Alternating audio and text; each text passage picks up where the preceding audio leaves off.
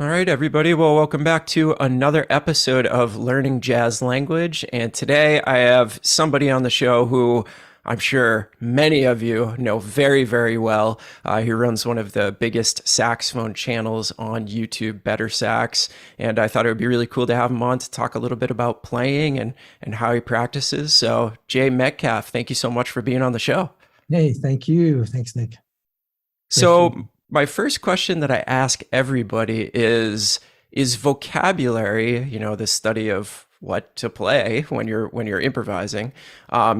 Is that something that you work on day in and day out every time you practice, or what does that look like for you? Yeah, absolutely. I mean, there are probably days that I don't specifically work on vocabulary because I might just be focusing on some sort of technique or learning tunes or something else and I just don't get to it. But Mhm. it's probably something I practice on most days. And I love taking things through all 12 keys because yeah, I mean, it's just the best way to get better at playing jazz, right?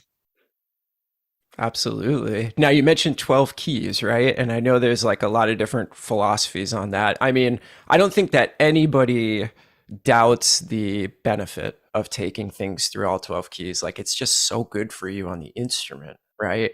But then there are certain people that say, like, oh, if you learn some vocabulary, you don't have to take it through 12 keys. What's sort of your opinion on that? Do you do that every single time? And what would you tell a student? Would you have them do it through 12 keys for every lick they learn? Or how does that look for you, the different key thing?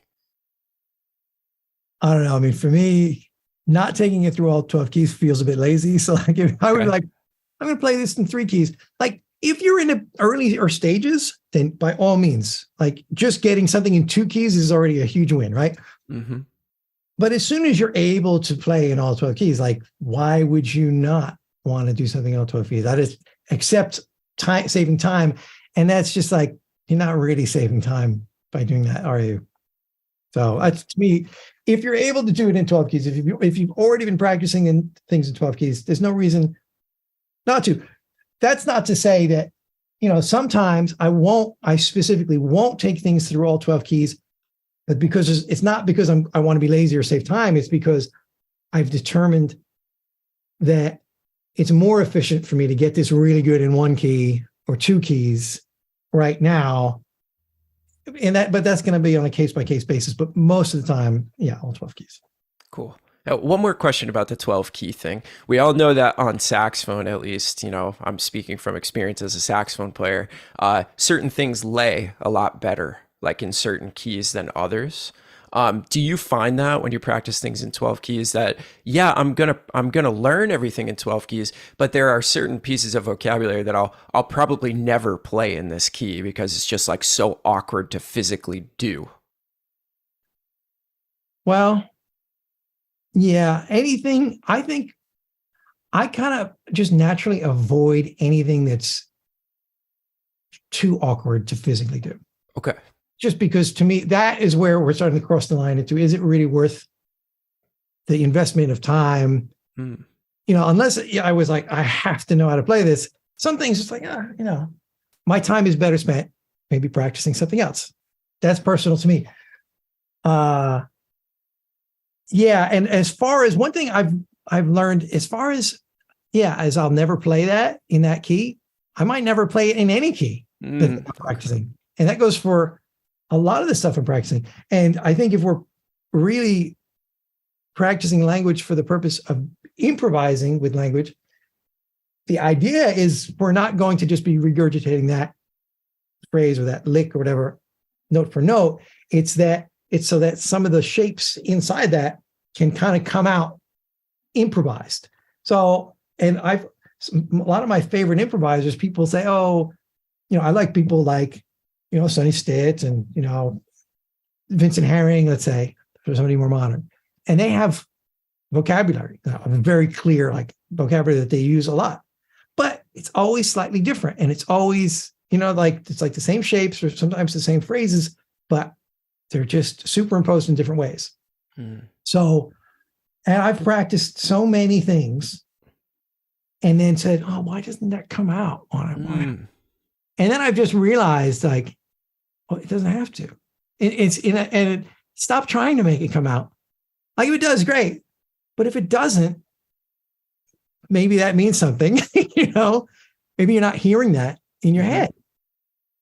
And so great, you practice, you got some technique. So the practicing of the language and of the things, the roll 12 keys, it's great for the technique. But I don't necessarily need to get my money's worth by having it come out in a solo anymore. Like, I used to be like, I've spent all that time practicing that line. And now, and then I did my gig. I didn't even play it once. Like, what a waste, but now I don't think of it that way. I just say, like, if it never comes out, it doesn't matter. Did it increase my technique? And, I think by not expecting those things to come out in our playing, we kind of free ourselves up a bit more to kind of allow them to come out naturally. You know what I mean? That is such good advice. Yeah, because I hear that all the time from students. Like, well, what's the point of this if it's not going to come out tonight? And that's, like you said, that's not really the point, right? It's going through the process. Right. And once you let go of the necessity to have that come out, then you're just like, okay, I'm just into the process and I trust in the process. Yeah. It's kind of counterintuitive in a way, right? Because it's like, maybe it will come out if you stop trying to make it come out. Well, this would apply to lots of other things like karma. It's like, if you do something nice for somebody and expect something in return, you're going to be disappointed when you don't get that thing back. But if you do something for someone else with no expectations, you can't be disappointed. And look at your vocabulary practice as the same thing. Don't expect anything. And, maybe you'll get some good karma, or maybe you won't, but, you won't be disappointed. Man, I love that. That could be your method, the J. Metcalf karma vocabulary method. I like that. So if I were to walk into the practice room today and hear the portion of your vocabulary practice, what would I hear? Well, I don't know. I don't know what we're going to hear today, because every day I kind of go in there and, just because I'm so busy with lots of other things, I don't always have a plan. And it's also, I used to do a lot more gigs and playing performances. And I've cut back on that a lot so that I have more time to do BetterSax and the YouTube channel and everything. Mm-hmm. And so my practice was often like, I have to learn this because I'm playing with this band, this weekend. And then after that, I'm playing with this thing. And then I'm going to do this. So it was always like, I got to learn this and I got to learn that. It was like kind of set out there for me, like what I had to do based on performances. And now I don't have that so much. So I have this freedom, which I love, to just kind of go in there and be like, all right, I'm going to practice. And I kind of go with the flow, but I know I'm going to practice some technique. And the way I practice technique is using vocabulary. I don't just do like scales up and down so much. Or if I want to practice a particular scale or sound, I was like, how can I make a line out of melodic? I want to practice melodic minor over this chord today. How can I make a line out of it just to make it more interesting and more fun for me? So I don't know. We'll see what it's going to be later. I love that answer. That's great. So it's just a lot more, whatever idea or sound you're exploring that day is where your vocabulary comes from. Yeah, and I get lots of inspiration. Like, for example, the other day I did an interview with Eric Marienthal, and we had a great conversation. And I'm going to post it soon. It was fantastic. Awesome. My favorite interviews. And I have this old book of his. Do you know his book that he did in the 90s? Yeah, I love that book. Yeah, and I had it, and it's like I had it on a shelf, and I got it out for the interview, and I hadn't looked at it in like 20 years or something, And we started talking about it, and he told me the story about how he wrote it and all the stuff. And through the interview, I got all these insights into his way of thinking and what he practiced and everything. So then I went back to the book So because I had that in my mind, fresh in my mind, now I'm looking at that book in a whole new light and a completely different perspective. Mm-hmm. So I have that on the music stand, and I've been going through that lately. And I'm fortunate enough to be constantly like talking with different people, and then you get, another idea or some sort of inspiration. But even if you don't have that, but from listening to music, you can get a new idea every minute of something to practice. So it's just endless. That's awesome. Yeah, I love that. So sort of my final question here is, how has your vocabulary practice changed over the years? So now we kind of know like how you're thinking about it today. What sort of like epiphanies have you had over the years, or what have you realized about practicing vocabulary that has actually changed the process for you? Yeah, great question. It's probably going to be a long answer. That's great. Okay, so when I first, like everybody, when you first start learning jazz, you're probably, some teacher said, "Oh, here's a 2/5 lick, go learn this." It's like a starting point to getting into vocabulary. And it's easy to get the idea at that time that, okay, this is kind of how it works. I can recognize a 2/5/1 chord progression or some sort of harmony, and I could take this idea or this line or this piece of vocabulary and put it over the top. And, very quickly you're like, oh, but that doesn't, there's got to be more to it than just that, because that doesn't work. But yeah, that's how everyone starts. And you start maybe learning some of these things. And then somebody says, oh, start taking that through 12 keys. And then as you progress through that, you might start saying, wow, I'm going to need like 1,000,000 of these things to put the solo together, because I know 3 2/5/1 licks. How am I going to get through all these tunes? I have more than that, right? So, and then it's like, oh, wow, how am I going to learn 1,000,000 of these things? And all 12, so then it's like the overwhelm of like, oh, this is impossible. Mm-hmm.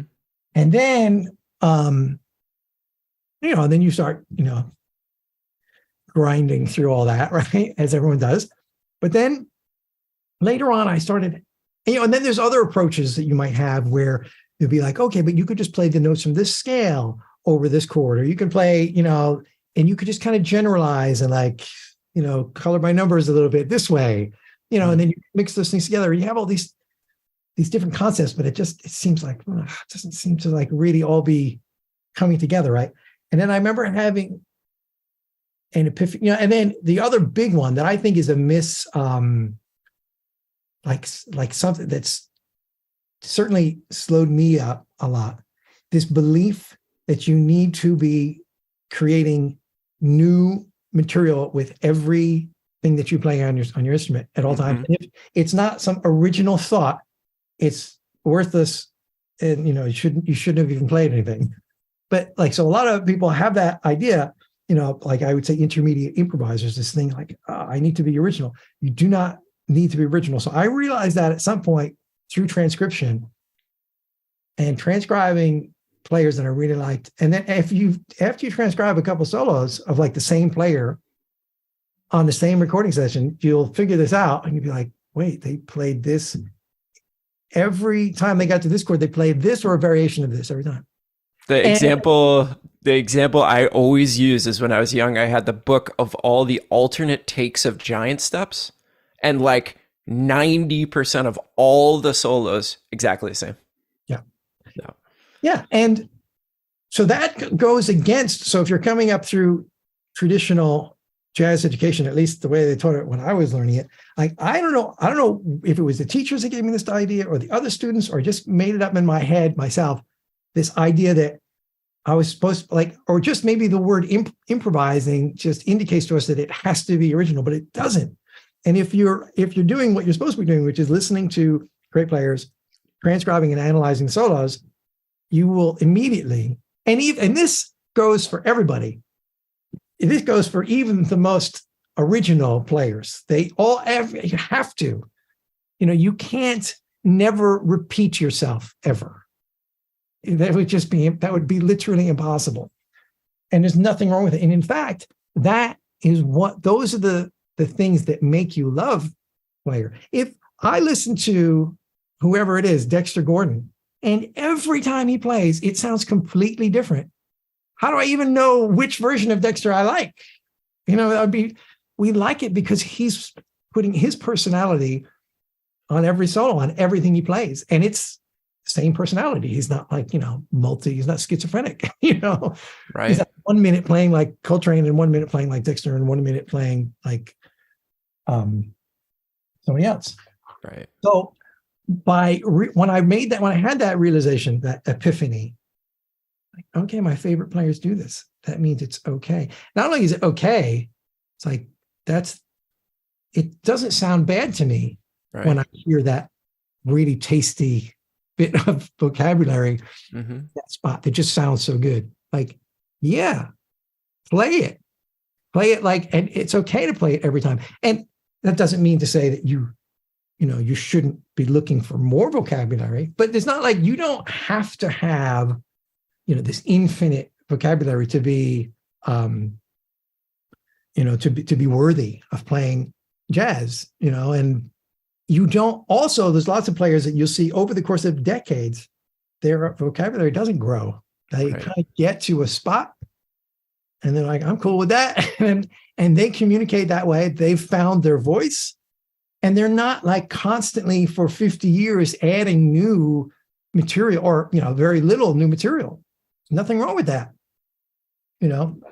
Maybe that sounds lazy, but the thing is, if we like listening to it and if we like the way it sounds, we don't have to hold ourselves just as players, then we don't have to hold ourselves to this impossible standard of like, everything not only does every solo have to be new, but I have to keep, getting new vocabulary and becoming a different player every time I take a solo. I mean, that's ridiculous. Wow. That's fantastic advice. And that, that really does make it seem like, I don't know, sometimes jazz can just seem like this impossible mountain to climb. It's like you're sort of like always in the same place. You're never getting any higher. And I think that attitude is a great one. And you can find hundreds of examples of exactly what you're talking about with all of our favorite artists, people that we would call the greatest jazz musicians who ever lived. That exactly what you just said. There are examples of people not doing that. Like Coltrane, for example, he was constantly evolving and changing. Right. And that was his choice, and that's what he did. However, his more evolved stuff is least popular material. And I mean, I'm sure he was okay with that. That's not what he wasn't about winning popularity contests with his music. But, not everybody, there's going to be very few Coltranes in the history of music. I think for most of us, it's about feeling good. It's about passing on that good feeling to the people listening to us. And if you can get to a point where you're able to do that, then, repeat, keep doing it more. You know what I mean? And yeah, learn some new vocabulary if you want to, but you don't really have to. Man, I think that's as good of a place as any to end it. Jay, thank you so much for coming on and giving us this wisdom about your own practice and the way that you think about music. Really refreshing to hear. I will drop a link to Jay's channel. I'm sure most of you are subscribed already, but I'll drop a link to his channel and to the BetterSax website. And Jay, I just want to thank you for your time. Thanks so much for being here with us. All right. My great pleasure. Thank you.